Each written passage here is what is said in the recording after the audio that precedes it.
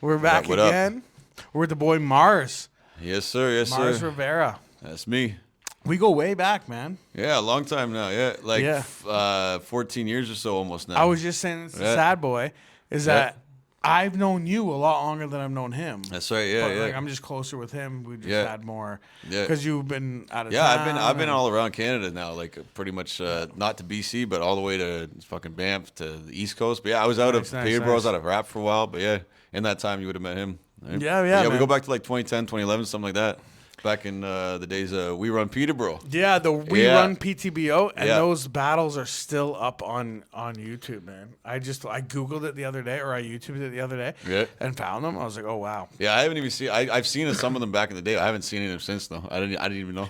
But yeah, we did a show back then, or you were involved in like a cypher we did or something? It was Papa's Billiards. It was so like I don't remember exactly where it was, but like somewhere on Facebook or somebody told me to reach out to you, and I did. And you're like, I remember going to your house actually. I don't remember what it was, but it was close to where I think we live now, somewhere around. And you came up, you gave me these tickets or whatever, Yeah. And then we met. I'm like, I'm Koty Kolter. I'm like, yeah, bro, that's dope. I know you. I see your video, whatever, right? Because you had the one Mama, whatever, that one, right? Oh yeah, that was a big track. Video, I love that track to this day. That was my first music video. Yeah, so I seen that, whatever, and then I got the tickets, and then I rapped on the show, and just became. I was going by Young Prophet back then, though. You remember that? Right? Yeah, because you were a Christian rapper. You were a Christian rapper. That's right. Yeah, that's what I remember. I remember that about you. Yeah. But that makes me think of this other kid, which wasn't you, but this other kid showed up to a show one time to do a show.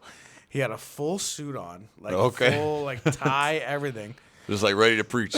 But we were like, oh, yo, this guy. I don't know what's up with this guy. Let's see what he does. What's going to happen? He goes on stage. He gives the DJs beats. Right? Okay, yeah. And then we're sitting there waiting. We're like, yo, we don't know who this kid is. I feel like his name was Prophet or something like that. That's why. Because you went by Young Prophet. Young Prophet, right? yeah. So that's what made me think of him.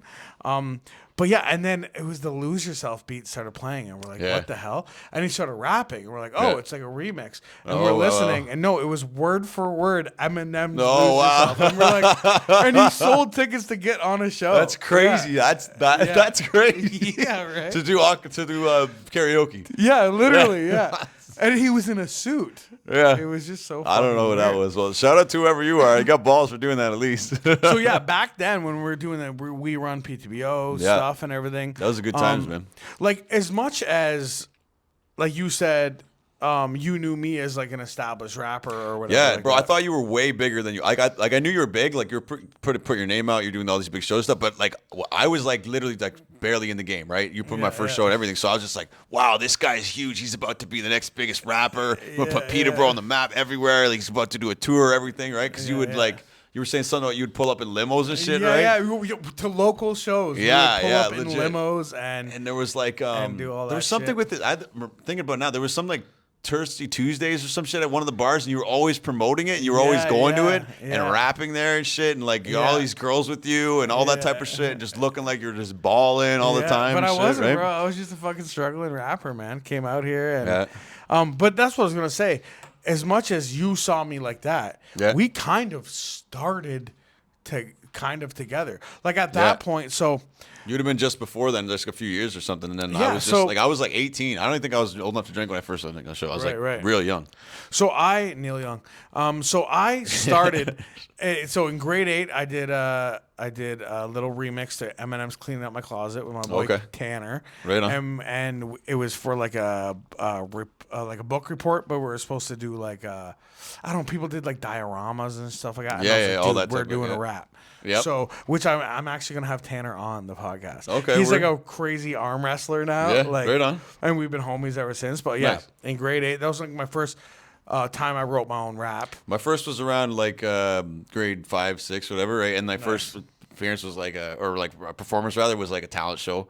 And I did a Cross Movement. I don't know if you guys know that. There's like an old rap hip hop group, Christian group, and I had this song. It was called Forever. I remember Cross Movement. And I was like, it's to this day one of my favorite songs actually, but I just haven't heard it in a while. But I rapped it, and then from there I'm like, I'm gonna be a Christian rap star. That's what I'm gonna do. And I remember coming to my parents I had that thought at one point too. Man. I'm gonna do this. And my parents both. My dad used to be a DJ, so he was kind of like, that's pretty cool. My mom's just like, okay, like what am I supposed to say to that? You know? Right? Yeah, So- mom's never supporting, man. No, but my mom has. She really has. She's come out to the shows at the Red Dog even. My grandma actually has come out to the shows at the Red Dog Wow. we did, bro. That That was old-ass that was bitch. intense, bro. She's in at Fairhaven now, right? She doesn't come out a lot, but she came out. I remember, and she actually helped me pay for some of those tickets early on because I didn't have no. I had a job maybe, but this or that, but yeah. So shout out to my grandma too. I love you. Holy man. Sorry, man. I'm allergic to really good rap stories. Forgot to mention that before we started. But, You're gonna be sneezing all day then. but yo, so how I started was I did that in grade 8, right? And then I moved to Peterborough. Like, I was out of town for grade 8. I just moved with my dad for like a year. Okay. But Peterborough's kind of been like home base. But there was this rap group called Sick Click. Okay, yeah, and you were I saying had something about their that. CD. Yeah. And I would listen to them nonstop. So it was Rob Parker. Okay. So Rob Parker is Escapade. He was going by The Kid back then. Okay, So, right on. but I even actually know knew that. him. We went to Queen Mary together, and we used to play Power Rangers together. Okay, right on. Yeah, that's- back in the day. So Power like Rangers. it went way back, and I remember Yeah. like going to his place and stuff like that, Yeah. and way back in the Power Ranger days. So growing up, I had this CD, and I would listen to it. It was Roach, Joel Siegel, Yeah. and Shout out to Roach. Escapade, who went by The Kid back then. And bro, I tried to find it, man. The songs are just so fucking good. Yeah. And it was just like underground, grimy Yeah. rap shit. It was a whole different era And I time, was like, right? yo, That was big this back is then. my key to getting into rap. Like, I Yeah. don't know, I've never recorded a song. I've never been to a studio. I've never done a show. Sick Click is actually the ones who put. So pretty much what it is, I had like a resume. Pretty much is that Okay. I messaged him on MySpace. MySpace. Escapade. Yeah. And I was This like, yo, is way bro, back then. let's meet up. I have some rap. So I met up with him with my like notebook. Yeah. And I just rapped all my shit for him, Yeah, Roach, yeah. and Siegel. Yep. Yeah. So they were sitting there at Escapade's place. Yeah. I rapped for all three of them. And then they're like, yeah, give us a few days and we'll get back to you, man. Okay. And I was like, oh, yeah, I'm going to be part of I'm gonna be in. Yeah. right And then now. they're like, yo, we're going to be part of Sick Click. And then, we had our first show together, Yeah. which was The Underdog, which is under the Red The Dog. Underdog, yeah. I never been there actually to this day. There's And now still- the Red Dog is like, shut down. The Underdog was like the place to go. But that's what I always hear. But and I there's just still never got to go there. There's still we actually had a girl named Sarah Silver a part of Sick Click too. She was like Okay. a singer, so she got added like right after I got added, and so we did our first official show was The Underdog, but we also did like a New Year's Eve show at like a house party Word. and shit like that. But Shout out to House Party Raps, man. I miss like rap, like doing that type of shit. Like, Yeah. Actually, when we reconnected 2 years ago, that kind of happened naturally. Shout out to Sadboy Savage again, right? He did this Halloween thing. Yeah. And I show up, I got a mask on, and I don't know if you guys noticed, but I kind of sometimes dress like a girl or something, right? So I'm Or in a something. dress or something, right? Exactly. And I got this mask on, whatever. I pull up, and I didn't know if I was gonna go out, right? I'm like, should I just be myself? Should I even go out? Fuck it, I'm gonna go out, right? And I'm like, Yeah. do, and then like he's there. I'm just like, what's up, y'all? And he's like, oh, I know this guy hears me talking or whatever, right? It's like Matt, right? That's my name, right? Matt. It's like, yeah, Marz, what's up? Blah blah blah. blah. 'Cause that's why I go But by yeah, Marz but now, bro, yeah. At the same time, it was like I knew you had a mask on, right? Yeah, so like, yeah. maybe you thought your identity was hidden. Yeah, But yeah, you know, yeah. I'm at a rap show, Yeah. and I see a dude in a dress, Yeah, and I instantly go, "Is that Sadboy Savage?" yeah, No, it's not. no. It has to be Mars. Yeah, well, Like, because actually, no, you did that's actually the only know. two options. You knew that and this was like just kind of, I was just starting to be myself, like express myself like that. But you Yeah. had met me at Starbucks a year earlier to that. Right, and that was the first time. Time we'd seen each other in like forever. So I knew you as Young Prophet, Yeah. the Christian rapper, Yeah. the guy who I put on your first show. Yep. Was that your first That's show? the first show. That was the first I one. put on your Probably first that's the one. show and Yeah. shit like that, right? And you were like Mars, the rapper. Yeah. And then I saw you at Starbucks. And I had like, I remember I had some type of like, it was my favorite thing on. I had this army style, like whatever top, like girly top, Yeah. and like some were dressed skirt like or a whatever slut. the fuck, right? Just like a slut, yeah. And I didn't even like know this guy was sitting there, right? Like he's on his laptop, da da da da, and I'm like having my coffee, I'm on my phone, and I look over, I was like, oh, that's Koty Kolter, and I was like, should I even say hi? I was like, I don't know. I was like, yeah, well, that's sure, the of course. thing, dude. What's up, bro? Yeah, And so he's like, so that "What's was up, the dude?" thing is I've never seen you dressed as a girl or dressed in a dress or Yeah, anything like that. I didn't know that side of you, nothing at all. But I see you, Yeah. and I instantly go, oh, that's my homie. Yeah. weird to me that he's wearing a dress. Yeah, So I go, yeah. I had a choice there. Yeah, for sure, no doubt. either could do what probably a lot of, Yeah. not a lot of, but probably a you decent run amount. into Yep, this for where sure. it's just like you either go, I'm just gonna act like I don't even know him and not Yeah. address him at all. Oh yeah, for sure. Yeah. Or I can just, to me, I was like, I'm just gonna be authentic. Yeah. And I was like, What's yo, up, bro? dude. Yeah, how you You doing? fucking dressing sexy, yeah. bro. Looking yeah, great. Yeah, you said something like that too. Yeah, I remember that. Yeah, and then Yeah. you gave me a ride back home, and then the rest is to know. Yeah. No. But no, he did. He drove me back home, and I was like, "Thanks, bro. I Peace, gave a nice to ride see you." home. We chopped it up. Yeah, we yeah. talked about rap shit. Yeah, and yeah. everything. I think you're talking about like you were doing some business stuff with Yeah, the hot flames. sauce. Yeah, the hot the sauce hot shit. sauce You were shit, just yeah. starting to do that, Yeah, or yeah. it was like just popping Yeah, off or something. yeah. You're telling me about that, and I was like, "Yeah, bro, I've seen it. It's dope." But yo, whatever, at the right? same time, when I saw you and I saw you that you saw me, my first thought wasn't even like, oh, this guy's dressed as a girl.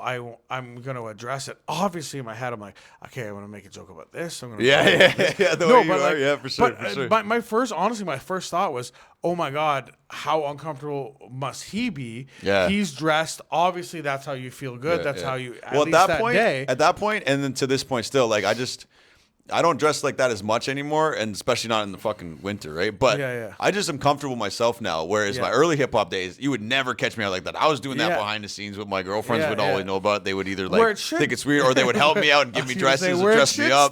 Should Yeah, stay. yeah, No, that's I'm just playing supposed that. to be I'm there just now. playing. No, But but I like, just go out of the box. bro, that's been a thing forever. Guys cross-dressing and like dressing as a girl behind closed doors, like That's not where it telling was. anybody and That's, just there was kind of you hiding know, it away. there's probably a lot of people even out here Yeah. that probably do that Yeah, or would yeah. experiment but would never admit it. Probably a and lot I of meet a lot rappers. of those type of people on certain places. A lot of you rappers, yo, and later on, they totally deny it. yeah, we're exposing rappers dress Yeah, we dress are. like We are. girls today Yeah. on the podcast. Just be yourself, bro. But yo, I saw you there, and my first thought was, I want to make this as I was about to say, I'm going to make this as uncomfortable as possible. No, I wanted to make it as comfortable as possible. I appreciate that. Yo, because I felt comfortable too. But at the same time, I didn't really know how to talk to him. Like, do I Yeah. still talk to him like a homie, or do I Yeah. treat him like a girl? Like, no, when you open the did, door and then for him it and didn't shit? come. It didn't come till like halfway down the street. Then you kind of brought it up. We were already talking about just Yeah. rap, and then you're just like, "So what up, bro? Like you've been?" I'm like, "Yeah, bro. This is me. You know, I've been doing Yeah, this. yeah. I've been like this for a long time." That's good right? to know that I didn't make you feel uncomfortable. Or No, you didn't at all. At first, I was like, maybe you will. I don't know, Yeah. because I didn't know. Could like, you would imagine? be I was like, faggot! And Yeah. just, like, instantly started like. and I'd have been like, Yeah. yes. Yeah, I know. Fuck man. you. I know, man. But like instantly, that's how I'm like, oh, that's like when you see me, I'm like, oh shit, that's probably what he's gonna like. Koty Kolter, the fucking rapper. No, but guy. I felt. See, I can feel things, right? Like, I mean, Yeah. I'm a feeler, right? I know things. I feel. No, You but feel the I could vibes. feel the vibe. Yeah, for sure. I was like, Yeah. oh, it's cool, right? Yeah, yeah, but yeah. branching into that original story came up, right? Was I was talking about hip hop parties and like rap Yeah, parties. So yeah. that turned into like a hip hop rap after party where we rapped way longer there than we did at the show. The show was probably about equal actually. Yeah, yeah. But like. By the time the house party was done, we had all freestyled together, bro. That we were just fucking going back and Where forth. was the house party? Me and Luke. It was just right down the road at wasn't Paris's old Lukeman. house. It was Paris's old house. Lukeman back in the Lukeman was at that show. at the billiard show. No. I'm talking about the 2 years ago. 2 years okay. ago. Yeah. No. This I'm talking about the house okay, parties, right? okay. So yeah, the Halloween event, people like ventured off, okay, yeah, and then yeah, the yeah. main ones of us went to Paris's place, this and that, and ended up being me. You were there for a bit. Yeah. You dipped out pretty early, but Lukeman stayed. That's me, dipping out DB early. Joe, who was my best friend, Joey, right? Yeah, he was yeah. my best. He's been on here. He Yeah, was my oh, best yeah. friend in grade 6, right? He's you a know, boy. I can honestly say I spurred him a little bit in that because he would rap this and that, but I was like, man, you should rap. Right, and then he started making beats, and then we never connected till then, right? So Bro, so many people. I love that he's doing the shit now, including keep DB going, Joe. right? I don't know. Maybe he doesn't. But I feel like I've so many people I've fucking brought into like the Peterborough fucking. For rap sure. scene. Oh yeah, and I was Like, gonna say, at and some you've point in obviously time. at a point worked with him and done right. But early back in the days before he ever like rapped like to anybody else, like we were homies kicking it in his basement, his mom's basement, dude, rapping just like. to And I was doing the Christian rap thing back then, Right, right? right. So then he would start rapping. I remember when I was Marz Rivera, he'd be like, I put this MFG thing. He's like, yeah, he's the motherfucking gangster, right? Yeah. So that was the kind of funny. But joke I that we think did, that maybe the reason why I embrace so many people and bring so many people into like the hip hop scene and put people on shows and like do features with people, I think it stems from because of the whole Escapade thing, man. Okay, Like I word. literally was a nobody on the Peterborough rap scene. Right. And Escapade and and Psych Ward. Psych Ward, yeah. Yeah, Psych Ward. Psych Ward. But Escapade and like Cyclic and Psych Ward were the only people that I knew of in Peterborough doing anything. Yeah. And instantly they put me on. And so like that's why I've always just had the mentality of like, if anyone's doing anything and I'm ahead of them or I can help them in any way, I'll fucking help them. For sure. So you worked a lot with Jay Nice, man. You lived with him I lived for a with bit. him. I worked with him. We did Asbestos, and we did a couple tracks. He made the beats. The first one he ever made was on this one. I think it was Heaven Sent or In Your Psyche, but those are the two ones. Either way, whichever one came first. Yeah. It was just, I'm pretty sure it was Heaven Sent. It was just this magical beat. And this guy's a grimy dude. If you know this guy, he's really grimy. Very, like, he not believe in God or no faith or nothing like that. But I came with these, like, heavenly lyrics. I'm like, love is heaven sent. Someone tell me where the love went. And he got in this vibe, and he just started getting all, like, spiritual. It made the beat, and it's fucking amazing, right? So, I want to say that about Psych Ward. So Psych Ward is Jay Nice, Shallow Pockets, and Kid Hutchinson. Or sorry, Kid Fade. Jesse Hutchinson. Yeah. But and these guys, they were the only guys from Peterborough that hit 1 million views on a music video. Yeah. Still to this day, I think. Yeah, they did a big shit, like big shit. No, like, they were like Jay Nice was like working directly with like Necro, working directly with like big, like I'm sure he could. I was living there when he had one of the Necro things going on, and Jay Nice made or whatever the beats, they were doing or something. Right, and then there was Shallow Pockets. Yeah. Chuck Nasty, man. So, and he was a fucking dope ass rapper. I have a crazy. It still is. I have a crazy story about fucking. I haven't seen him out in a minute. Last time I seen Shallow Pockets, Chuck Nasty was at Spanky's, the next door. Right, they had this little event. So that was a couple years ago. That was the last time I seen him rap. I want to see him do some more shit though.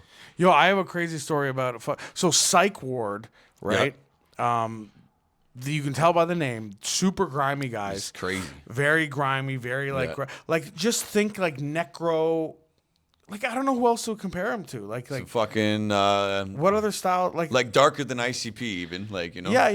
You know? But yeah, so like I would say like Necro, but same with like Vinny Paz. Vinny Paz, Immoral Technique. That's what I was gonna say. Yeah, that's what I was Immoral thinking. Technique, AOTP, that kind of style. Like Army of the Pharaohs. Jedi Mind Tricks, and then Psych Ward. Like they are kind of all like intertwined sort of thing, right? Yeah. So and I didn't know how grimy these guys were. I linked up. So Jay Nice produced my whole first mixtape. Yeah, I paid him like $2,500 to record me, to give me all the beats and all that shit. So I started working with him like early on. It literally transferred from like Cyclic to right over to working with Psych Ward and doing songs with Shallow Pockets and all the boys. And I have a song with Jay Nice called Waiting.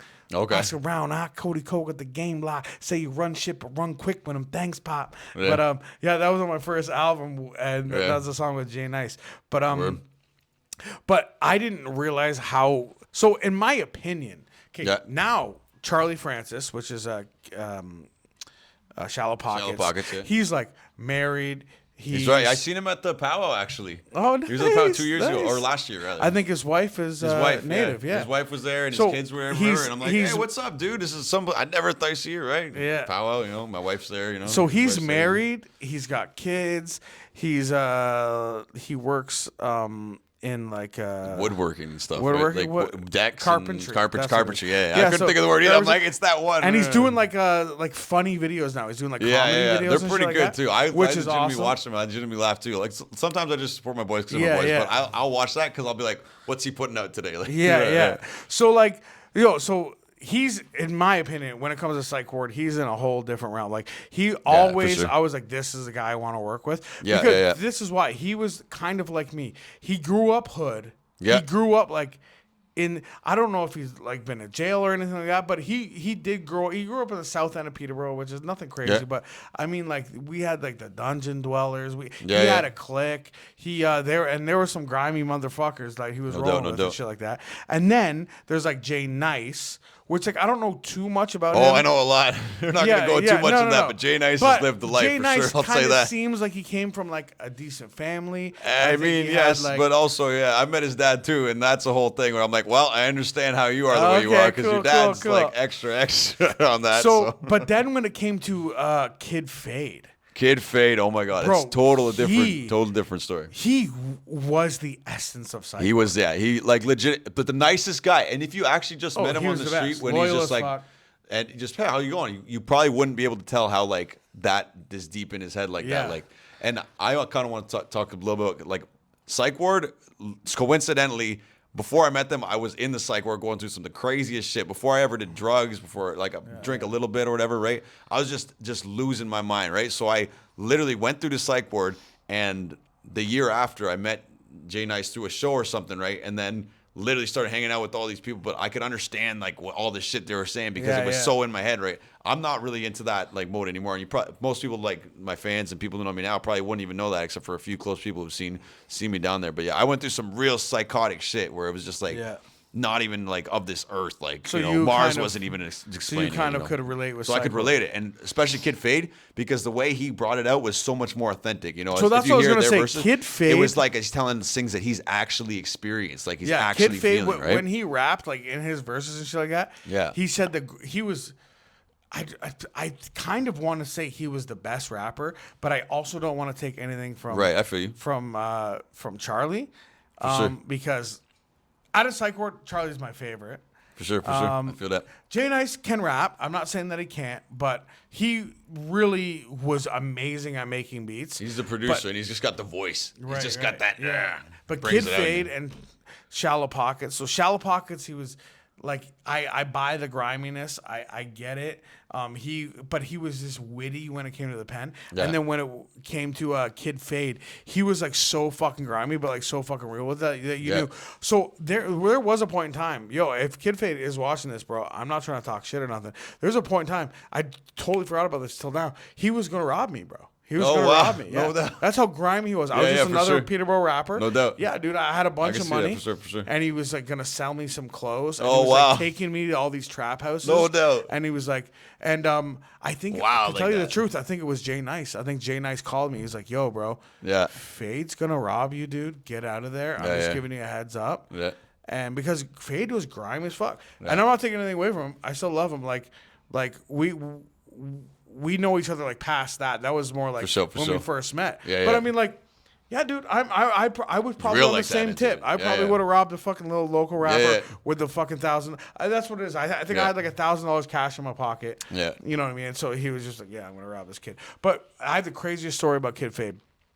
I was doing a show with Psych Ward, one of the first shows that I did with them. I've probably done like 2 or 3 at this point with them. And so they're supposed to go on.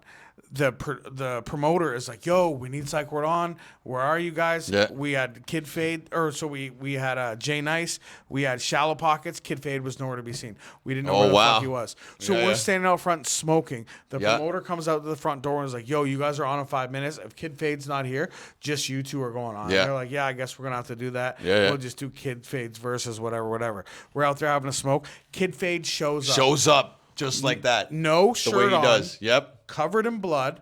His fingers are busted and broken. Holy and fuck. his shirt's wrapped around his hand. Wow. And he's like, yo, I just got on a high-speed chase with the cops in the 401. I fucking rolled the vehicle as a stolen vehicle and shit like that. He's like, blah, blah, blah. He's like, yo, when am I going on stage? We're like, right now. He's like, all right, sick. Goes up there and does his whole fucking set. That's crazy. And I'm like, bro. See, when I met him for real the first time, he showed up in a similar style to that, except for all the blood and everything else. But he showed up last minute. No, truthfully, I could just be remembering it wrong. He's like, the devil's in the sky tonight. He's like, I don't know what he did, but there was some magical moment. He went like this and said something, and the fucking moon shone, and I was like, what the fuck? I'm experiencing real magic. I don't know what the fuck. But it was some out of this, and then he just goes on stage. I was like, what the fuck? Yeah, because they were also wondering when he's going to show up. I don't even know what he's doing now, but I obviously, like, he's gotten into drugs. He's a real fucking grimy dude. Like, I don't know. I haven't seen him. I very highly doubt he's like drinking smoothies and working out and like. You never know.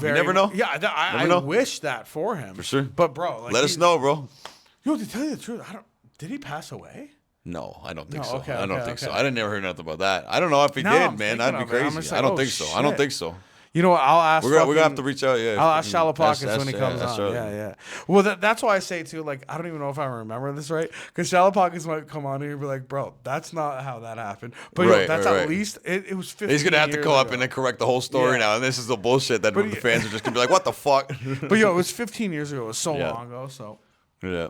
But dude, you also want to talk about like the evolution of hip hop in general. Like, yeah. I wanted to talk about like how Peterborough. So we come from that era of Peterborough. Like that's how we started, right? You started that, helped me get into it, and I went a whole in my life. I just went a whole different thing. But hip hop in general has changed so much since then, and to where it's a part of it's the biggest thing now. Like like it's hip hop is the biggest genre, and it's so big that it's so Yeah. many even like genres. I can't. I think it was Jamal, my buddy, was talking about this. How hip hop has become like rock, where rock was the biggest thing. It has all these subgenres. Yeah. Now hip hop is that, and it is literally the biggest genre of Well, like. I kind like of selling disagree, genre, bro. right? I think it's country.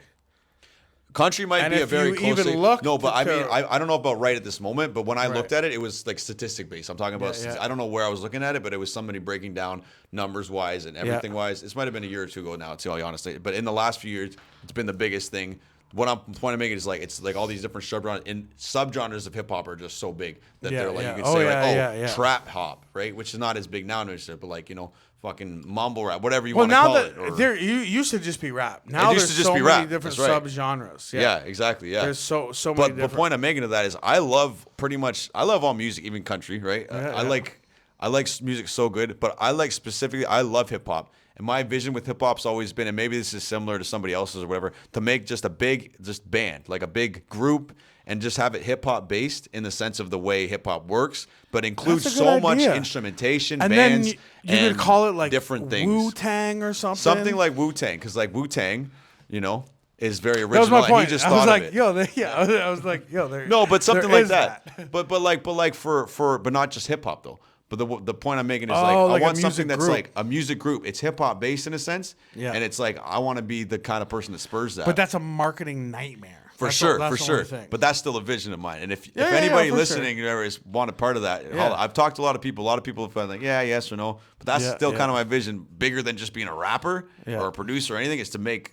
maybe not a whole new genre, but make just a different style of thing. I know people have done rock Yeah. hip hop, have done this hip hop, jazz hip hop. I want to kind of do one of those where it's like all encompassing. Do you know what I want to bring back that I've always wanted to bring back is fucking the rap rock. Like The rap Limp rock, yeah. Bizkit, the Kid Well, Rock, that's kind of Rage would be Against part the of it, for sure. Machine, Yeah. I met- POD. Yeah, POD. No, Christian? POD Yeah. for sure. Yeah. So with my brother, we did like a cover band for like POD. Okay. Limp I didn't know that. Bizkit. Yeah, Limp Bizkit, POD. We only did shows at The Spill. Do you remember The The Spill. That was my Yeah. favorite bar, bro. Yeah, Literally my bro, favorite yeah. bar. I don't know where it is right now, but I had, and I think I still have a bench from there that I got Oh, from. nice. I can't remember his name, but he had Josh. He had Yeah. a Thin City or Yeah. something. Yeah, Yeah, he owned Thin City, yeah. Pretty sure. Yeah, he was the owner Yeah. or whatever. Right. Yeah. He had a different business, and he had one of the last Yeah, he things had a from s- the Spill. Yeah. And I bought it for like $10, like Oh, 2 years that's ago, a sweet, year ago. that's sweet. Yeah. I don't know where it is right now. But yeah, I think so it's a storage or so something. we covered songs from POD, Rage Against the Machine, Limp Bizkit, and it was with my brother and his band. It was pretty much my brother and his band, and I was like, "Do you guys know how to play Limp Bizkit?" They're like, "Yeah." I'm like, "Okay, give him the mic." Yeah. I went to one of his like practices, and Okay. then they're like, "Yo, just let's do a show." And we booked a Yeah, show, yeah. and we fucking did it. I was in a yeah. metal band in high school. I would was love was that fun. fucking era to come back with Yeah. with like rap, Right, rock. rap-based, and I like do kinda that sometimes hip-hop too. type of Where thing. I'll look up like a rock instrumental and I'll start trying to rap to it. Like, Well, yeah. like Linkin Park, dude. Like fucking like excuse me. rap rock is. So one of my favorite songs to play. So I also play guitar, right? So I do a lot of the open mics and stuff. I've never done a show fully doing guitar, and like I did in high school. I did part of the band thing. I was saying this and that. Yeah. But when I'll go to the open mics, I'll do my song is called "Really Matter," and I made Marshall that Mathers? like. I made it just like I was just smoking weed and I just played the same chords and over and over and over. I never had lyrics for it for like this is like 13 years ago, right? And I never made lyrics for it, but I always would change it, right? And I remember one time I was going up McThirsty's, they had open mic, and I'm like, all right, so I've done this song a few times now in the last few months, and I've done it differently, but I keep these things the same. What is the point of this song? It's like, what really matters? So I called it Really Matter. I sat there, wrote the lyrics out, right, like before the fucking open mic. That Wait, became you a song. did that? I drrrr'd it like Whoa, straight bro. up, bro. No cap, You no cap. brrr'd that shit, bro. Yeah. No. But yeah, so and there's not a rap song at all, but if you listen to it, the lyrics are kind of like rappy, Yeah. the conversation about it, the content rather. Yep. But it has there's no rap beat on it, no nothing, right? But I want to keep making songs like that because I want to make music. The biggest thing is me. I'm a rapper, whatever, this and that, but I'm a musician, right? I did a TV show. They're not doing long magic ago. trick right now. Then I don't know. I was lying. Sorry. You caught me. I thought you said magician. My bad. Oh shit. Well, you got to go get your ears checked, right? But So so listen too much to the hip hop shit. So the Blasted. evolution of hip hop, this kind of like not just talking about Peterborough, I'm talking about in Yeah. general. I noticed that it was like it was gangster rap was really, really huge. Yeah, big in the 90s, even to like towards like the halfway through the 2000s, like 2005 maybe. What I kind of noticed is that after Biggie and Tupac died, nobody was really too excited to be the next gangster rapper. Right, yeah. But it was so like, big of a reality, like this is real shit. We're not just like... Right, but like, you know, even myself, I was still put up to that image, that gangster. I was never a gangster, right? But I was always wearing the over... But you're right. When it came to like the world scene, like after that whole thing, it was so big and so many people lost their lives. No one was them. excited to jump in and be the new gangster rapper. Right, they don't want to be the next I feel Martin. like that really let a new genre of like horrorcore kind of come through. Yeah, through that. Maybe, I hear you saying. And that's why I have a theory. I have a theory about Eminem. Okay. That if you listen to his first... Who's Eminem? Was that like a new rapper going? It might be pronounced Eminem. Eminem? Yeah. Yeah, okay. His name's Marshall, I think. Yeah. Marshall. Yeah. But, so he put out his first album, which is Infinite. And which is one of the greatest songs, honestly, to me. Even him, I love it. Well, yeah, but the whole album is great. Yeah. I was listening to it today. But like the singles off the album is like a song called "It's Okay," a song called "Maxine." Okay, I've heard those. I don't really remember them. I've heard the whole album, but they're very like. He's more a lyrical spiritual. I think he even says lyrical spiritual miracle. He probably does. I remember early back on he said that, because then if you look at his clips nowadays, he says these are things not to say. Yeah, exactly. And he's going back. I think it's sounding like. But he was like a backpack rapper, dude. If you listen to that album, you can tell he's not gangster. He's not really conscious, but he's more just like lyrical spiritual. And when kind I'm of like on the the mic, times, kind of like on the times. The times were that was big, like before gangster rap was like coming in, like which was similar to that, but like. The thing was kind of not conscious per se, but kind of happy. Do what you do. I'm trying to get through. Trying to make a record and take your neck out, maybe. But I don't want to. That's all that Eminem really rapped about was just like, I'm so dope on the mic and blah, blah, blah. But it was very like backpacky. Right. And then, so the same year that Eminem put out Infinite, that same year, ICP, who was also from Detroit. Right. Who Violent J is also a white rapper from Detroit, signed $1 million record deal. Oh wow! Okay. For their Insane Clown Posse, which it was called it was still ICP, but it was actually called something else. I forget what the fucking name was. I don't know if you know this, but they were actually Carnies too. They have the song Tilt-A-Whirl. They're actually rapping about. I don't know how long they were, but like I know people who've worked with them as Carnies, right? I was saying. Yeah. Well, speaking of, like ICP is like circus music. But you know what's kind of weird? You listen to Eminem's earlier on shit, and it's kind of circusy. Circusy, I know what you're saying. I knew that's why I want to bridge that into that. Yeah, he's got that circusy vibe. So that kind of makes sense. So what I kind of think is Eminem was this backpack rapper. He put out Infinite. It didn't really work, and he was like, "Oh fuck, what the fuck am I gonna do?" Yeah, it didn't only. We only know it because of him now, right? Like we wouldn't have known that as an album probably, right? Like, just because of his album. And then ICP in his same city, another white rapper, Violent J, signs $1 million contract for their horrorcore sort of shit. There was also another rapper named Cage. I don't know where he was from, but Eminem was kind of beefing with him. Okay, Cage said, "You stole a couple of my lines." There's actually a line. You get a hysterectomy for disrespecting me. Oh wow! Okay, that's a Cage line. Oh, I didn't even know that. And Eminem, you were playing Cage before when we were on the way here, right? On the way here, And I've heard Cage before too. I didn't really go into it like that, but I knew Cage just from the reference of. So what I kind of think is Infinite didn't really work, and he was like, "Yo, I'm looking around me. ICP just signed $1 million deal. Right. There's this rapper named Cage, and this is all horrorcore type shit.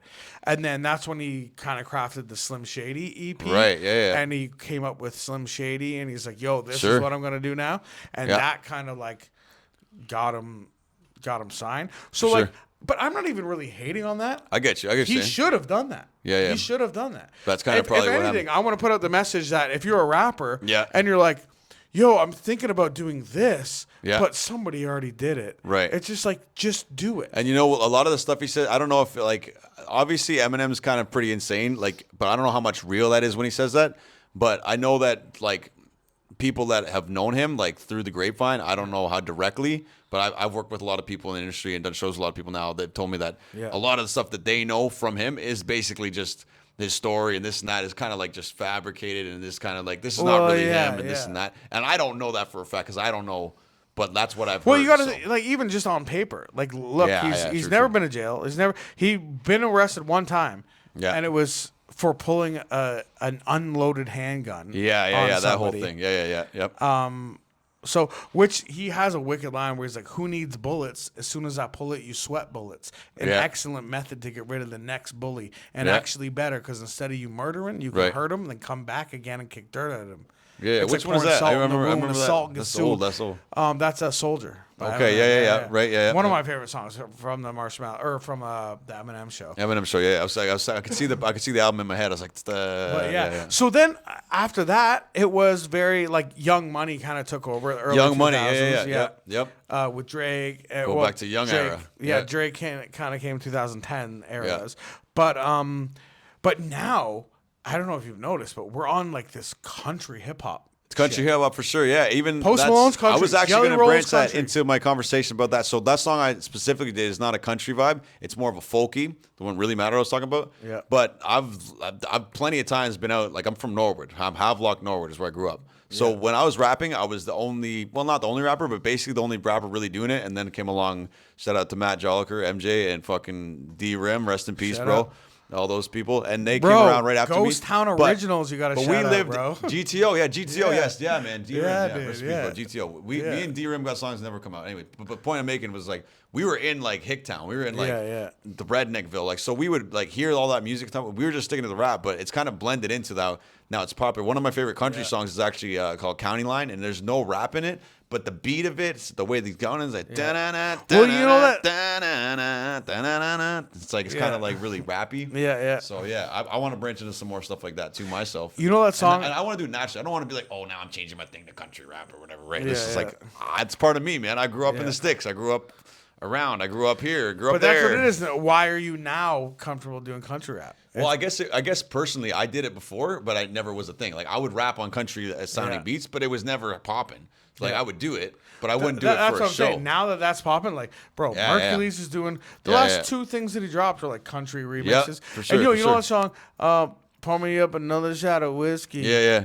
Shabuzi. Well, Daniels. he was also a rapper before. Yeah, that's what I mean. He's a black dude with dreads. Yeah. Like, he was. And he has the number one country song. I heard something he was saying of like, I want to do hip hop there, but I don't live the lifestyle. I didn't want to get into like talking about drugs and this and that, all that. Yeah. So he just switched over to country because it's more popular and he felt it better, right? But he still got that flow with it. Pour me out a whiskey. Yeah. Here comes the 2 to the 3, 2 to the 3 to the 4, which is a big hip hop thing, obviously, right? Like, Yo, so that's what's kind of crazy. Yeah, everybody. Tipsy, song Tipsy. The whole remix of everybody in the club getting tipsy. Yeah, exactly. Yeah. But yeah, so the number one country song in the fucking world right now is by a black dude. It's the longest standing, I think, or something like that. I don't know the longest standing, but and then it's made a record. Jelly Roll was holding the number one song. Yeah. And number two and number another three guy song who started as a rapper now, just doing more country. Also a rapper. Yeah. It's like who still raps. And then there's Post Malone who started with White Iverson. Yeah, he's going the cornrows. other way. Now he's doing a whole country. I haven't even actually heard that. I've heard maybe a clip, but I was excited actually when he was talking about it. And now that it's happened, it's just so normal, I guess, that I just haven't got around to being like, oh wow. Yeah. Because even though when I heard like about it happening when he was talking about it, I was like, that's be cool to see. Yeah. I just haven't got around to listening to the album or anything. I probably heard like clips or songs even, right? I definitely heard one song. I remember now. I don't remember how it goes, but I've heard a club or something. It's Morgan Wallen and Post Malone. Yeah. That's probably the one I've heard. Yeah. That's the one I've heard then. I've heard it 1,000 times as well. But hip hop's changed, man. And I love it. I love the way it goes. I don't love everything about it, but like that's the genius and like the freedom of creativity is just to see what you can do with things. And maybe some of it's taking from somebody. Maybe some of it's stealing. My boy. In my opinion, it always is. Every movie, every song, every album, everything is influenced by someone else. In my opinion, like as much as I was like shitting on Eminem for stealing his style and like copying and everything, but now it's big, and we can talk about that. And it's like a thing that's like culture, and probably a lot of people are inspired that would have never been inspired in another way. Well, the point I'm trying to make is that like it doesn't matter what you're doing, you're taking from somebody else. Yeah, like, even if you write a song, it's not like you didn't come up with rhyming on a beat. You didn't come up with. I think the best thing about that is to acknowledge it, like, and this is where I found for a while, like I was a big Drake stan early on. I think we were talking about this earlier, right? Yeah. Like when Drake had dropped, like he hadn't even dropped Over or any of that album yet. I found him on some whatever site, wherever, just like I don't think it was Dat Piff, because Dat Piff wasn't really popping at that point. I was still in high school, like early high school. But I found there's an image of him. I don't remember which one it is, but Star, maybe? he's got like a fucking cash thing, and he's just got his head, and it's like one of his early things. And then there's the one he's got like the OVO. Before it was OVO, it was just October something, and it just like it's a fall. But I was bumping October's it. very own is what OVO is. Yeah, yes, but it was before it was OVO. He had something about October, and it was like it wasn't established as OVO yet. Yo, the He had first something song about that it. I ever heard. But anyways, I was like, that was the year. It was like, Yeah. I heard about Drake, and I was a big stand to him, to the point you're making before I forget. He was like very his own thing, blah da da da. But then as he got bigger, he started just taking things and curating them and kind of stealing a little bit. And for a while, I didn't like it. I was finding he was doing too much of it, where I was like, what the fuck, this guy's just like copying everything. But to the point now where I find I think he does a lot better with like throwing his respect to this way and that way. But then with the whole beef going on, that's a whole other subject. But that's crazy too. But I find that's anybody going to be big in hip hop, you're going to end up stealing some shit. Maybe intentionally, hopefully not. But as long as you can give a good fucking ode to where it's from and actually legitimately like no, you just have to make it like, your this own. Is where, this is where this comes from. You don't even necessarily have to do that, but you have to. But in a sense, maybe not even saying it. Maybe not even saying it. Yeah, right? but I mean, like if you write a rap song, you don't have to be like, I was inspired by this person, this person. That's what I'm saying. I'm not even saying to say it. It doesn't. It's an unspoken thing. But when you do something and you make it like it's yours and you claim it, is a different thing than saying, oh, I'm doing what's going on now, and this is kind of, and you don't have to say that. You can kind of tell, right? Well, you just do it by making it your own. Yeah. Like if you just took like, hi, my name is by Slim Shady and rap the whole thing. Yeah, right. You'd be like, that's. But if you have, or if you like pay for tickets for a show and you rap all lose yourself, like say this is my new song. Exactly. Yeah. But he could have wrote his own lyrics and used that beat. That would have been fine. Or he could have had a beat that kind of sounded like that and then kind of had motivational lyrics, kind of like Lose Yourself. That because he's made it his own. The same with any copyright law, where it's just like you can steal shit from people, but you have to just make it your own. But you know who told me how to do that the best was fucking Jay Nice. Actually, he made this one for me, and I have to this day no idea where it's from. I've Shazammed it, I've done, but he fucked with it so much you can't tell where it's from. Yeah. And probably the people who made it probably can't even tell it's from because he just fucked with the sample so hardcore. Like he had records, right? He's like do it like that. That I don't know what he did, but he recorded it, did this and that, and to the point where it sounded originally, I don't remember what it was. Like cannot remember it for the life of me. That's and the I've best Shazammed it, done all that type shit. Of samples. And he's like, that's how I do it, and that's how I get away and do it. And I was like, that's honestly genius. No, that's the best way to sample something is if you take it. Yeah, and chop it and kind of like make your own thing. Well, you can even watch on YouTube. There's like the best or the most used samples. You won't even know that like 10 of the biggest hits in the last 10 years have the exact same sample. Just on the way to here, before when my mom dropped me off, right, we were in Millbrook, right, getting some of our stuff there because we're moving to Peterborough and everything, right. I heard this song. I was like, oh, that's Shakira. I was like, no. That's not. That's the original song. It's some guy named Jerry Rivera. Probably I've heard of him before. Actually, he's a Spanish singer. Dun, dun, dun, dun, dun, dun, dun, dun. And I was like, "What? I didn't know that song about we were this just whole talking song." About. Everybody at the bar getting tipsy. Yeah, for sure. Original song. There's a lot. That guy, There's way more than we realize out there too. Yeah, and so many. I don't even see a problem with that even either. But I do think you should be able to give profits and royalties to where it's due because I do think that's a big problem where if you just you make your whole career off something, you've made like $5 million, and that person, hasn't made money forever or whatever. It's like you're not giving respect to that by doing that. Well, do you think? But also at the same time, it's like it's still hip hop, and there's a little bit of fuckery in between that I think. Well, do you think Shabuzi or whatever his name is? Do you think he owes Jaquan money? I think because of that, the similarity. I don't know, but I've been learning more about the rap game through. I have a mentor now, and he's teaching me all this stuff. But there's a certain amount of different things. Just morally, right? Like how do you morally? Morally. I don't know. Do you feel like he owes personally morally? I would say I wouldn't. It's enough of it. It's just kind of like do there. That's what I mean. I feel like he's made it his own. He's made it. That's what I say. I agree with that. He's made it his own. His Legally, own, I don't know what the case would be, but morally, I would say that's a good ode to it because we all know where it's from. For our era at least. You maybe can copyright sounds. You can copyright lyrics, but just like if you change the lyrics, I don't know, and you change the sound, right? It's a whole new product. Right. But like even with movies, like even like the best directors will tell you like, oh, this movie, I directly did it because I saw Star Wars or something. Yeah. So like any space movie after Star Wars, Yeah. you can be like, well, that's a ripoff of Star Wars. You gotta say shout out to Star Wars. Right, sure, you could say. I get what you're saying. No, just make your own space movie. Yeah.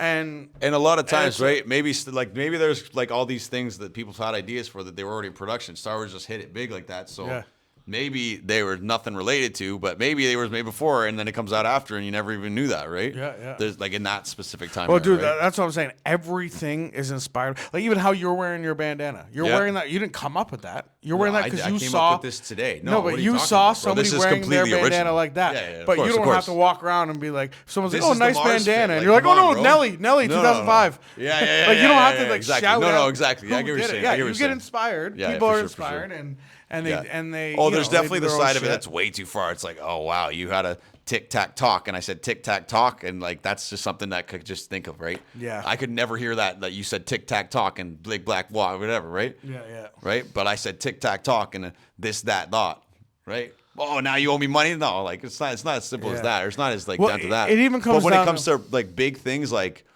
doing a whole song or taking somebody's whole thing, and this is actually I forgot to mention this. What we want to talk about. But AI and how they use it in different ways and how it can be used. Like I think there's a good way to use it and a way that can help a lot of people, and that's awesome. But there's also a way that's like you're just really just stealing and you're not doing anything for like really culture or anything. You just want to make money for it. And there's two different ways of anything doing it. With anything, whether it's AI, whether it's hip hop, whether it's like just art, anything when it comes to art history, I think there's a way of you're definitely stealing and the way of you're definitely giving ode to it and you're making it your own. And legally the debate is harder to distinguish, right? And I don't even want to be part of that debate personally. About the whole AI thing. Well, I'm not just AI. I'm not even. But not just AI, but like where originality of art comes from. That's where the conversation comes from. Hip hop, right? Yeah. Right, and the legality of who owes what, and where this comes from. What you know what I'm saying? You know what I'm saying now? The legality is just if you make it your own. Period. Yeah. Like the first person to paint on a rock. Yeah. You can't say that Van Gogh stole his idea. I guess that's what I'm saying. That's you know what I'm saying. I mean? Like that's a whole like ideas are. I notice it with comedy a lot, where people have the same types of jokes. Right. You made a joke about Trump. I have a Trump joke. You stole my joke. And Right. No, it's he. Yeah, maybe he even heard your joke first. Right. Was like, hey, I have a good take on that. Yeah. But it's the same with bars and different lines. Yeah. There's actually a Eminem versus Cage line. Okay. Not the hysterectomy for disrespecting me. That was more of a direct one. But no, there was a line where people were saying that Eminem stole this line from Cage. But it's just like it's just an obvious line, like something like get knocked out like Mike Tyson. I watched a YouTube video and it went through so many different rap songs where people say knocked out like Mike Tyson or like Mike Tyson you get knocked out. Right. Like there's so many people, but it doesn't mean they're directly jacking it or whatever. So man, when it comes to hip hop and it comes to like where we come from and all that stuff. Right. I know you've had your hip hop beefs. I've had some hip hop beefs for sure, and shit like that. Nothing worth mentioning too much for me, really, honestly. And we kind of talked about the Eminem Cage kind of beef sort of shit. Yeah. What's your like favorite hip hop? My favorite or diss tracks of all time? Okay. So if you want to talk like all time, I've already mentioned this to you. Is "Hit 'Em Up." That's my favorite diss track, and it's because it's fun. It's just like from the moment you're like dancing, like dude, you don't even know if you never heard that song before and you didn't know who Tupac, my bad, was, right? You just make money, take money, right? You're just like dancing, right? And then it comes in, it's like, first off, fuck your bitch in the clip. You came west side when we ride, come equipped again. And you're like, what the fuck? Yeah. Right? And it's just like a different Tupac feel of a hip hop. But that's Tupac. You listen to Tupac, it's just a different, like, there's just energy in the way the way he does it, for sure. Tupac. So, that's my favorite, like, song, but, that's your favorite diss song of all time, for sure. Yeah, and maybe it's a stock answer or whatever, but in hip hop. But Tupac is my all-time favorite. I don't even listen to Tupac on a day-to-day basis. But there was a point that's all I would listen to. Right, I was like that and going into the theories and figuring it out and Hail Mary, come with me, like all the time. Like I was like a hip hop Tupac spiritualist or whatever you want to call those type of people. That was me. So I'm always gonna have Tupac as my favorite artist of like hip hop wise. So that to me is like my favorite song, hip hop beef. I don't know if the whole beef was my favorite though. Like it was so violent and it was so like real that it's just like we can look back and we can tell the story. I was like 4 or 5 years old when even it's other happening, than right? them dying, it wasn't really a back and forth too much. Like I don't know, Biggie had Who Shot Ya. Oh, you mean the song wise content, right? Well, I'm talking about the actual like real life effect of it, like the back and forth this and that. But no, like East versus West Coast, it was such a big thing, bigger than just the songs of it. Yeah. So it was like so big that it was like too real. Yeah. And I think you were mentioning, right? You were saying like that after that, nobody wanted to be gangster rapper. Yeah, and like, but if you're talking about like maybe I think recently the Drake and fucking Kendrick beef. Well, at first I did not pay attention. I didn't even give a fuck. I was like, I don't really like Kendrick that much or Drake that much right now. Yeah. But when I heard fucking some of the beats, and I was like, whoa, what? Family Matters, and then the other one that Kendrick had, where it's just like horrorcore basically, and it's like, whoa, this is like a real beef, but it's like big. I just I found it to be the most fun. If anything, maybe overproduced and just kind of like, oh, we kind of expected how it to go like this. But that's hip hop beef is different now, right? Well, yeah. When it comes to the Kendrick and Drake shit, it sucks. But I like all of Drake's disses better than Kendrick's. Did you? Yeah. My favorite song by Kendrick out of that whole thing was the very first one with Future and Metro Boomin. Oh, okay, yeah. The one, BWL, whatever it's like called. that. BBW. Oh, okay. No, like that. Okay. Yeah, like that. Okay. Where he first said it was like, fuck the big three, man. Oh, it's the first one that started it. Yeah. Okay, I get what like you're saying. Yeah, like that. Fuck the big three, it's just big me. Yeah. So like that. But I've never really been a huge Kendrick fan. No, me neither. And I wanted to say this on that. Not Like Us. I think that's maybe the second best song in that, but I don't like Kendrick's voice that much on it. I don't personally like listening to Kendrick a lot because I don't find his voice is somewhere I like to listen to. It's up in a higher whatever. And then other days I'm just like, yeah, I'm really feeling this motherfucker. This guy's like dirty. And truthfully, I like authenticness, and I just don't really buy it from Kendrick. Yeah, I don't. Fair enough. I just don't really buy it. I can feel that. Not that I buy it more from Drake. Right, I get what you're saying. But I understand. I understand. But I've never gravitated towards Kendrick at all. But I honestly think that Kendrick Lamar planned that for years. I think for sure. Yeah. I mean, if you look back on it now, and this is the fun thing, I notice a lot of times with just like hearing songs in different points of my life, wow, how that song has changed into culture, this and that. But think of that being an artist, right? Well, like we are, right? But being an artist that's in the spotlight and you're behind the scenes, linking with all these people, making deals with people, and then knowing the secret beefs and knowing the little fuck yous that are going on behind that we never see, that maybe we might know or might think we know. And holding on to all this shit, piling it up, and waiting for your moment. And then J. Cole does the big three thing, and then you're just like, oh, this is my time. Yeah. This is perfect. So I kind of agree with that. I don't even think that I don't even think that Kendrick Lamar was just like, oh, look at how this is naturally playing out. I guess this is my time. I literally You think he planned the whole thing? Yeah, you don't remember the Control verse from like 4 years ago? I do. Yeah. Where he goes, I'm taking out Drake. I'm taking out everybody. Right. Blah, I blah, do blah, remember that actually. I remember I ignored that one too. I was like, yeah, whatever. And then when it was done, I came back on it. I think since back then, 4 or 5 years ago, I think he's been figuring out, hey, look, this is the plan of attack. This is what I'm going to do. Right. This is how I'm going to do it. I think that J. Cole was someone who wasn't supposed to get involved. No. And when he did, he withdrew it immediately. He's like, and he took the song down and everything. People were just kind of got a hold of him. Maybe something like that. Yeah, it could be. You need to like back out of this. Well, he's even said that he's that makes got sense. messages by people saying, yo, just back out of this. Yep. Kendrick's kind of going to do his thing. You don't want to catch a stray sort of thing. Right. And yeah, the whole pedophile angle. Right. He was like, Drake is, which is a huge number one in rap. Different, like fucking compared to like a lot of the things, like when you throw something like that big of a spark in a fire like that, if the fire is like this, it's now like this because now you're involving. Well, Drake was the number one in rap for so many years, and Kendrick sees that. People were still giving Kendrick respect, but he's looking at Drake going like, yo, this guy's a fucking weirdo. This guy isn't like us. He's not like us. Like, he's not. But the thing that I don't really like about the beef is how Kendrick has he's made it a Canada versus the States or whatever, versus the West Coast or something. Even like they're not like us. Yeah. He talks a lot about Canada, and he goes, oh, this Canadian dude. Yeah, I don't like that part either. I remember that. Yeah. But now what I hear is all Toronto guys are like really riding for Drake. This is big, man. My man's just down the block. He's from Toronto, but he's been here like doing his thing. He's like talking. He's like, I remember him talking about it like a couple weeks ago. He was like, how are you gonna come and call this guy the biggest rapper in the game, a pedophile, and this and that? Yeah. I'm just like overhearing him, like, and he's like ready to scrap because somebody has said something to him, but he wasn't ready to actually scrap. Yeah. But like he was pretty much there in his head. Like he's like, if this guy keeps talking shit, I'm gonna go. Well, so Kendrick has a show early January in Toronto, and there's like some big time gangsters. Yeah, there's some big time gangsters, including like top 5 and shit like that, who are like, I dare you, pussy, come to Toronto and see what happens. They've got this out in Montreal. I know this from somebody I'm working with, right? That there's a couple clubs where like they've been playing, like they had Not Like Us going, and then like they've got them to like they came up and like very like politely but with stern, be like, you're not playing that song anymore, type of thing, right? Which to me is crazy because I'm honestly so much for hip hop that I'm like, unless I'm riding with that crew specifically, I understand that, and I understand loyalty, and I respect that.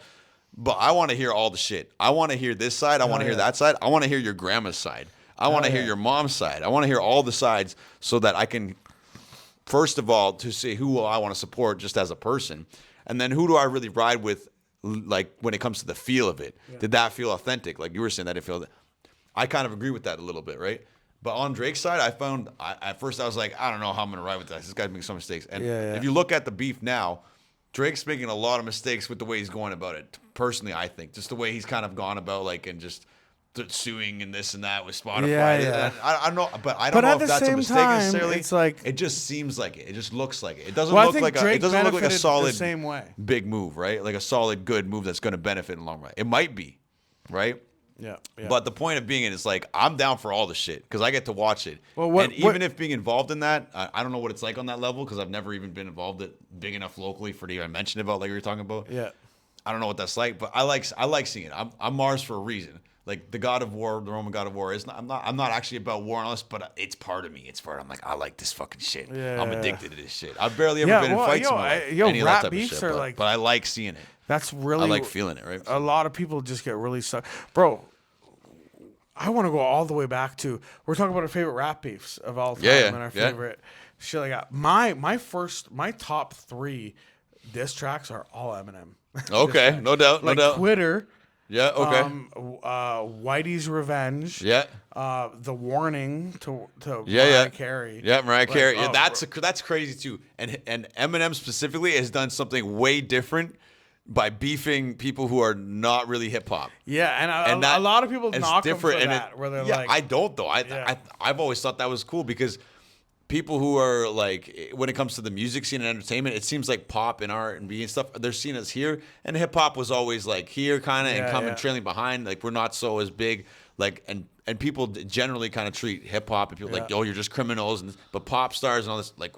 But we're all really just in the same area, so why don't I just diss you? Like, like I got some shit on you, like bro. When Eminem was going at fucking Britney Spears and shit like that, they were the #1 videos played on MTV. Which is Britney funny Spears. enough now. Looking, I think there was a clip a year or two ago. I can't remember who it was, but I think it was Britney Spears is singing along to a Eminem song, and she's like, "I love this song," da da da da da. And I was like, "That's hilarious." Well, that's what I thought was really weird too, is that Eminem would beef with all these girls and like these pop stars for like no reason. But the Christina Aguilera. Let me give you an example. That Christina Aguilera beef that literally just started because they were like, oh, Eminem mentioned Christina Aguilera, so we're gonna ask her in this interview. Oh, Eminem mentioned you. What do you think about Eminem? And she goes, oh, I think he's cool and everything.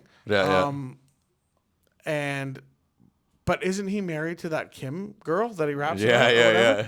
And he was like, fuck you, bitch. You want to fucking say that who I'm married to?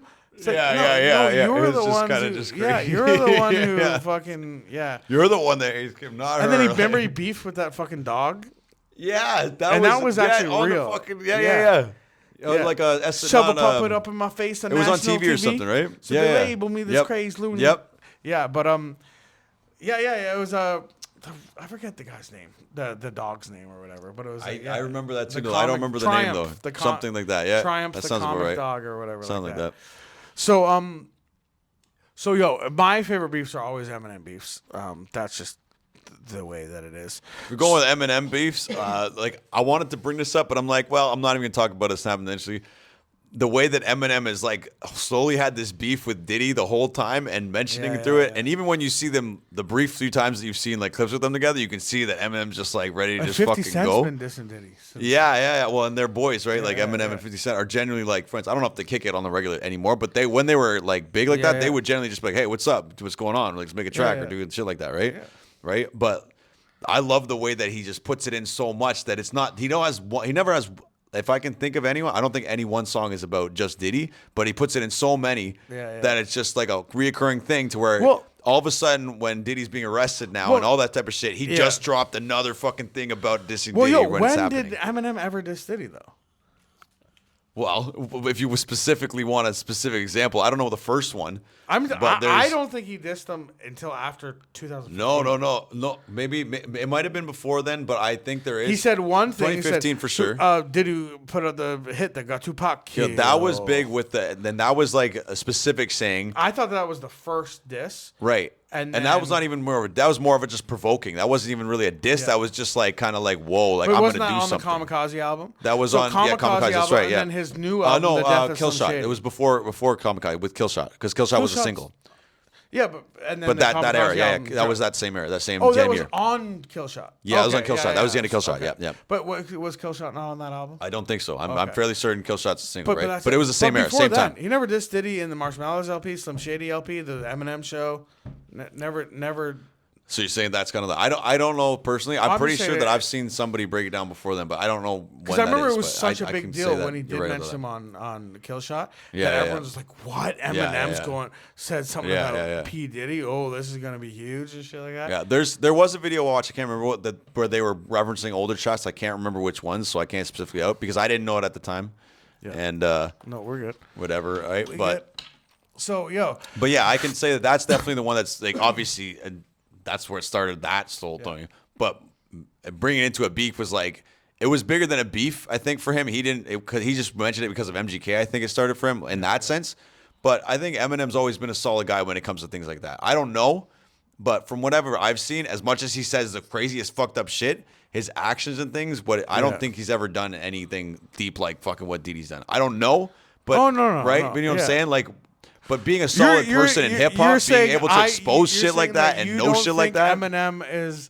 I don't know. Is a human trafficker or that's gay what I'm man. saying. I don't. I think everyone's on the same page. And that's what I find funny about that whole thing is, oh wow, Diddy does shit with guys. It's like I knew that a long ass time ago. Maybe that's just me being the way I am and being like bisexual, whatever the fuck I am. Doesn't have to have a word. Maybe that's just me knowing from just seeing him, but like I'm pretty sure a lot of people, including Eminem, a lot of people knew that before. Oh, bro, that's just happening to be sparkly suits more of the world. You see the sparkly suits that he wore in the early 2000s?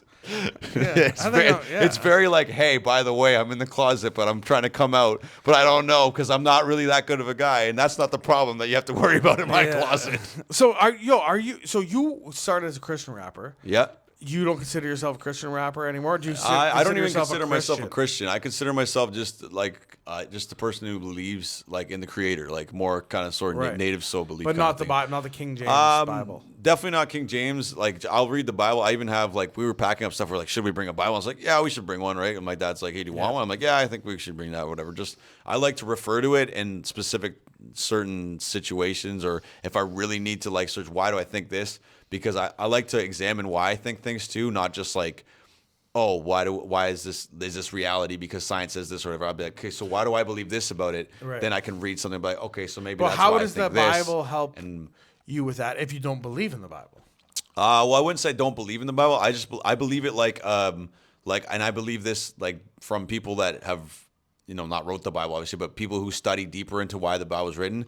Yeah. I look at what like philosophers or whatever you want to call them, but like modern day people who are breaking down shit like that. I can't specifically name, but I could say True Seek is one of them as a rapper. He's actually he believes in God and stuff, but he's a mystic kind of Christian. Yeah. So he believes in like way deeper than just the Bible. Like he believes the Bible, but he believes it because of all these. So someone like him, I can only shout at him because of the only person I can realize. But like I'll listen to things that they'll say and be like the Bible's not supposed to be meant to necessarily taken literal for every single thing, and read like this is the God's honest truth of the way. It's more so of like this is a playbook. This is This is something to guide you. This is something to say, hey, if you're losing track, look at this story. And a lot of the parables, like they're like that's what they call in the Bible, these stories that Jesus would tell, right? This person, right? Messiah, Christ, whatever you want to call him, right? Whatever he was, right? Would tell these stories. And I think the whole Bible was originally written to be a parable, to say, hey, this is kind of, we need to explain something of how we came to be, and we don't have any knowledge of it, and nobody's been able to put stuff together. So we're going to put together a story from maybe being of a higher intelligence, maybe being connected to something. And we're going to put this together from what we think the best that we can do. Okay, so, and that's why you get a lot of fucked up shit mixed with the Old Testament, where it's insane shit where like, oh, he's going to give your daughter and we're going to stone this person and this, that, and you're going to go to war for me and slaughter all these people because they're like blah, blah, blah. So and that was kind of the times back then, right? That was just naturally the times. So you get somebody trying to piece together what the best thing in the life to do is, and you get saying all this, and then you come to the New Testament where this other guy comes around and says, wait, we don't have to do this anymore. So is that how you reconcile your own moral beliefs with what's in the Bible? Because obviously, sort of for some things, and I find it like a compass to me. Like if I'm really lost and I'm really out there, I'll go back to check that, or I'll even just pray in the way that, like, I pray a lot. Like I probably people don't notice that, but I'll be at the bar and I'll just be like, like I'm not just thinking, but I'll be deeply like in thought, and I consider that praying. Because like when I used to go pray at the church, I would just like make it a whole thing. You do the whole thing, whatever, or even say it out loud, whatever. I still do that in my head a lot, but it's just like a part of my brain that's deeper than just thinking. Okay, so to me in my head, so I do that as a reference in to your question.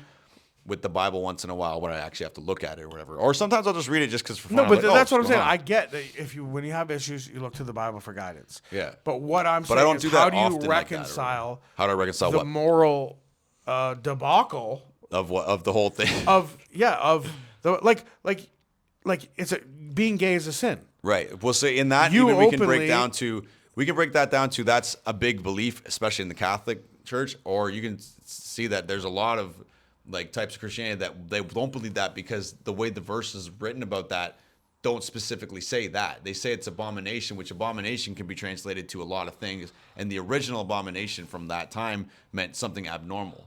So that it never said necessarily it was a sin, but it was something abnormal that would happen. But so is that what you think? But there's other verses that say that Bible? there's benefits for this and that, which is probably an early reference to like, oh wow, there's some diseases going on that we're not knowing why it's happening, and they're blaming it on that. But God would know, though. But God would know, right? So and that's where I'm saying. So we're still humans morally, writing this. He would be able to be like, oh no, being gay is totally fine.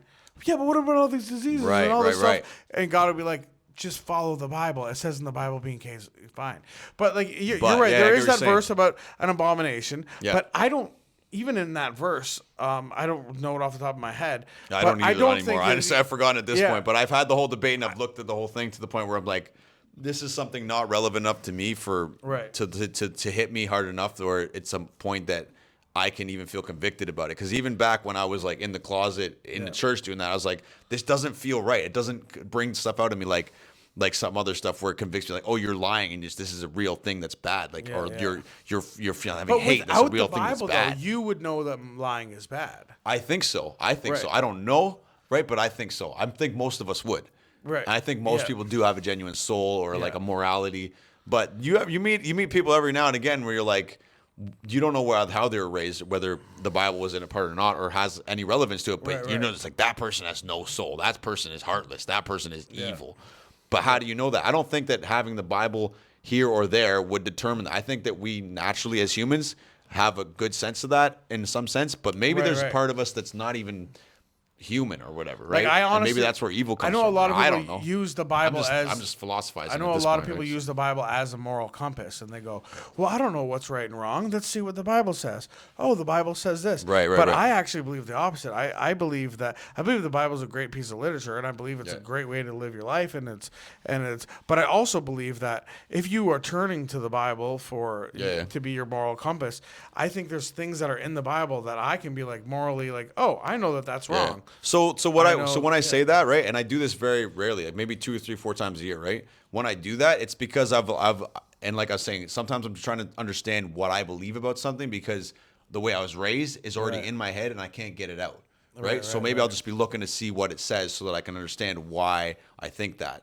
Right? Or I might be like, I remember this and it's speaking to me right now and I don't remember what it says, but something in my head is telling me this, higher force, whatever it is, maybe it's just people around me, and I need to look at what that says about it, and it makes sense. And it's mostly the New Testament. It's mostly in Romans, Corinthians, like the stuff that talks about love. And that's where I find the only use I have for the Bible these days is to talk about love and like being a better person, being better in yourself. I don't have any really use for studying why the Leviticus laws are blah blah blah and why the Israelites are which for me, breaking at least, onto that like, right is like, if this Bible says that's this, still a thing. Then when it says the other stuff, I'm like, right. Well, I'm not gonna follow the other stuff, even though what it says about love is probably great and stuff like that. Right. But it's just I know it comes from the same everything. God. It's coming from the same God. But so then and that's the thought that I have even deeper about it. That's, I think if you're talking about creator, about God, about the source, which I like to call creator or source. Good magazine. I think it's the same thing, regardless of what any of us call it. I think there is some type of whatever Big Bang something that's just everything that created and that is creating and Elon Musk. Always right. It's Neil deGrasse He's the guy. Tyson. Yeah. That's but the guy.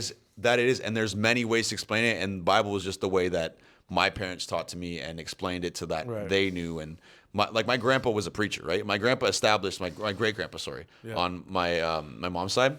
Yeah. He was like a preacher. Like he came from Finland and established churches, like in the land of Finns. Yeah, the land of the Finns. Yeah, this.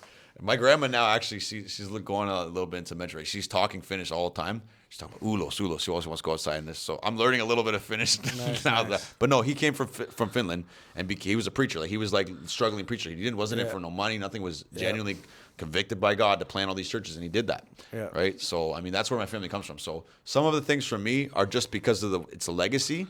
Yeah. And I think a lot of people, I was raised very like strictly Muslim Christian. Or Christian or wherever, Buddhist. See, a lot of people are just raised and they're brought up because of their geographics or their race or whatever you want to call it, right? Yep. And I think that within every culture, they try to do their best to find God or the source or creator. And that book of the Bible, or whether it's this or that, is always going to have some truth to it. There's always going to be something good because God, I think, is speaking to all of us and wants all of us to be better, to be united, to be peaceful.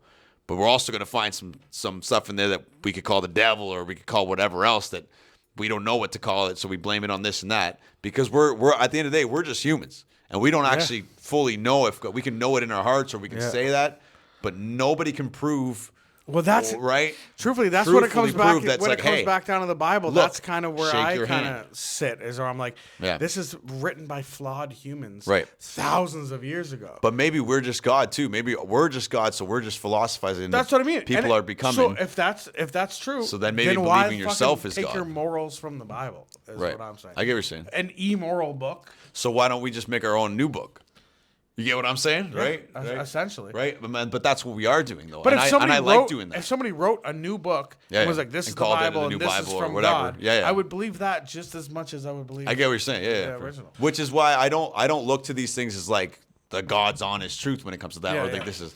But I still like to have that anchor of like, where do I come from? And why do I believe things? And what do I feel is best? So like, I'll take a little bit from here. I'll throw in some witchy shit. I'll throw in some like devilish shit, some demonic shit. I'll throw some like very spiritual meditation shit. I've been through all those stages in my life. I had stages where I was like, fucking, I'm going to sign a deal with the devil. I'm going to be a guru. I'm going to do this meditation thing. I'm going to be the Christian preacher. I'm going to be the superstar. I'm going to be this fucking sex fiend superstar, blah, blah, blah. I've had every little season. So, you know what I mean? So I kind of take a little bit of everything from the best of those, and I blend it into, and that's what Marz is. Marz is a blend of everything now. He's a little godly, he's a little devilish, he's a little fucked up, he gets fucked up, he does drugs sometimes, he's sober, he prays for you, he'll fucking slay you, he'll fucking lift you up, and that's me, and that's Marz, you know? Like I'm all dude. that shit, so I appreciate you coming, man. I feel like we had a really good talk. We hit over the 1 hour mark, which is pretty good. Pretty easily, the last little bit we were trapped up in a whole leg back, and I've loved this whole time, man. But I appreciate kicking it with you, man. I want to leave you. I want to leave you with a Norm Mackerel joke. Okay, this is all right. This joke is by Norm Mackerel. It's one of my favorite jokes. Okay, and you might not even find it funny, but Cord, if you find it funny, feel free to laugh. Okay, so. This frog walks into a bank. Okay. We got a frog in a bank. He walks up to the teller and he goes, "Hey there, I'm looking to get a loan. I need to buy a house. Yeah. I'm looking to get a loan." And she goes, "Okay, I just need your name." And he goes, "My name is Kermit Jagger." Yeah. Okay. And he's like, Kermit Jagger? He's like, yes. My dad was Mick Jagger. Yeah, my of mom course. was a frog. Yeah. And that's why I'm Kermit Jagger. That makes sense. Yeah, and she goes, okay, well, I'm going to need some sort of collateral. Do you have anything like for collateral? Mm-hmm. So he takes this little pink ceramic elephant out of his pocket. It's just the elephant. And he goes, will that do? And she goes, hang on a second. Let me talk to my boss. She takes this little ceramic pink elephant, goes back into the office, and goes, there's a frog out here asking for a loan. I asked him if he had collateral, and he pulled this out and gave it to me. What even is this? And he goes, oh, shit, I forgot a part. What else? The girl's name is Miss Whack. Oh, okay. Miss Whack. That's on her name tag, Miss Whack. So she goes, what even is this? Yeah. And the boss goes, it's a knick-knack, paddywhack. Give the frog a loan. His old man's a Rolling Stone. Anyway. All right, y'all. Thanks for sticking around. Yeah, man. And peace. Yeah, Koty Kolter, bro. Man. It's nice seeing you, Marz bro. Rivera, Love you, let's dude. do it. Love you, brother. Have it connected.